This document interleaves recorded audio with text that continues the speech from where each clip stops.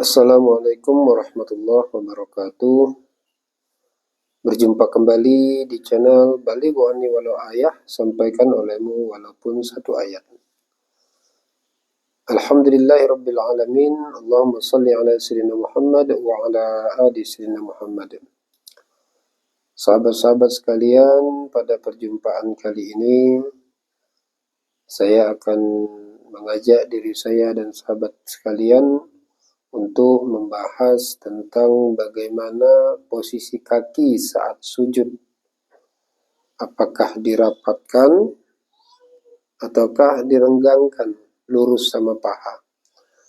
Jadi saat ini fenomena yang kita sering lihat di masjid-masjid saat kita sholat, ada sahabat-sahabat kita itu yang kakinya ada yang merapat pada waktu sujud, rapat, ada juga yang merenggang. Nah, mana yang benar? Apakah yang rapat atau yang renggang tadi, yang sejajar dengan paha? Nah, ini akan kita kupas sedikit melalui pendapat Imam 4 mazhab, yaitu Imam Syafi'i, Imam Hanafi, Imam Maliki, Imam Hambali, dan juga ulama-ulama Ahlus Sunnah wal Jamaah yang lainnya yang bisa kita jadikan hujjah. Yang pertama, kita bahas tentang posisi kaki yang rapat. Nah, posisi kaki yang rapat ini mereka merujuk kepada hadis dari Siti Aisyah radhiyallahu anha, bahwa beliau berkata, saat Siti Aisyah tadi sedang tidur bersama Rasulullah Sallallahu Alaihi Wasallam di tempat tidurnya, di suatu malam Siti Aisyah kehilangan Rasulullah. Lalu kemudian di dalam gelap pun Siti Aisyah mencari Rasulullah. Lalu kemudian tangan Siti Aisyah mengenai daripada kedua kaki Rasulullah Sallallahu Alaihi Wasallam yang ternyata saat itu sedang sujud di dalam sholat.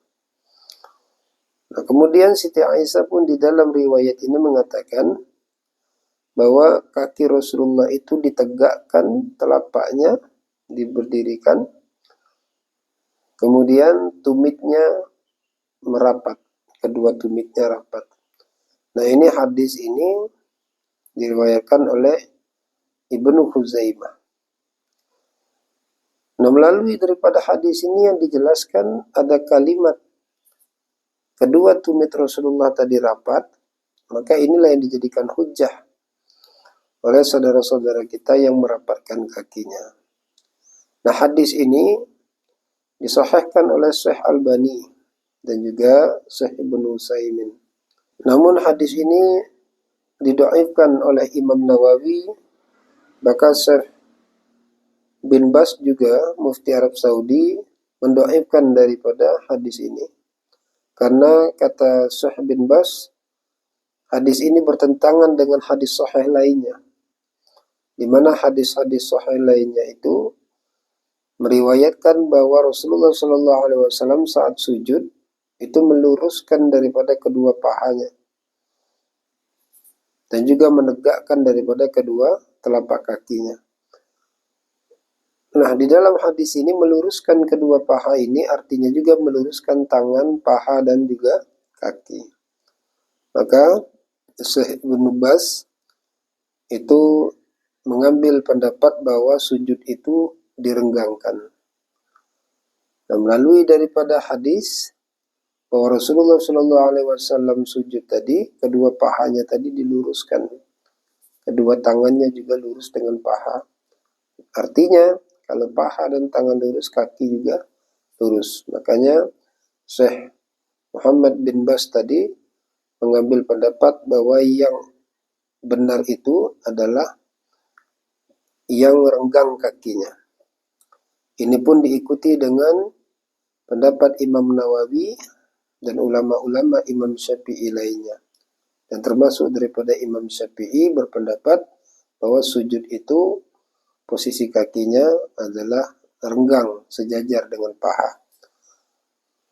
Nah, dari dua pendapat ini, maka kita ambil kesimpulan bahwa hadis yang pertama yang menyatakan bahwa Siti Aisyah itu memegang daripada kedua tumit Rasulullah yang merapatkan tumitnya tadi, itu disahihkan oleh Syekh Albani, dan ini diambil daripada pendapatnya oleh ulama kita, yaitu Imam Hambali. Jadi Imam Hambali sujudnya adalah merapatkan. Tapi kalau untuk kalangan Imam Syafi'i, termasuk Mufti Arab Saudi, yaitu Syekh bin Baz, itu juga mengambil pendapat yang renggang dan mendoaifkan hadis yang dinyatakan oleh Siti Aisyah lewat tumit Rasulullah itu rapat, itu hadis riwayat Ibnu Huzaimah. Nah, inilah daripada penjelasan sedikit tentang hujah-hujah yang diambil oleh saudara-saudara kita dalam melaksanakan sujud di dalam sholat dengan posisi kaki rapat dan juga posisi kaki renggang. Kesimpulannya, yang mengambil posisi kaki rapat saat sujud itu benar, itu menurut pendapat daripada Imam Hambali, sedangkan yang merenggangkan, yang lurus dengan paha, itu adalah pendapat Imam Syafi'i. Nah, melalui daripada kedua pendapat ini, artinya bahwa yang renggang itu benar, yang rapat itu juga benar. Jangan saling salah menyalahkan. Yang penting, yang wajib bagi kita adalah melaksanakan pilihan hukum. Dari kedua pendapat ini, wajiblah bagi kita untuk melaksanakan pilihan hukum.